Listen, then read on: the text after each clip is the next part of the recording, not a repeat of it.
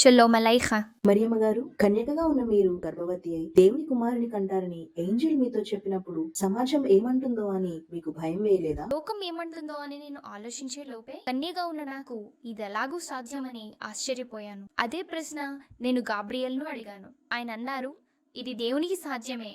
ఆయన నాకు నా బంధువైన ఎలిజబెత్ ను గుర్తు చేశారు. ఏళ్ల తరబడి గర్భం ధరించని ఆమె ఇప్పుడు వృద్ధాప్యంలో బిడ్డను మోస్తోంది. ఇది దేవుని చిత్తం అయితే లోకం ఇంతకు ముందెన్నడూ చూడని దానికి నేను ఎంపిక చేయబడితే నాకు భయం కాదు, విశ్వాసం అవసరమని. అవును, ప్రజలు అపార్థం చేసుకోవచ్చు. అది నా పరువుకు, నా ప్రాణానికే నష్టం కలిగించవచ్చు. కానీ నేను దానికి మించి ఆలోచించాను. ఎందుకంటే దేవుడు పిలిచినప్పుడు ఇతరుల అభిప్రాయాలు వింతగా చిన్నగా మారుతాయి.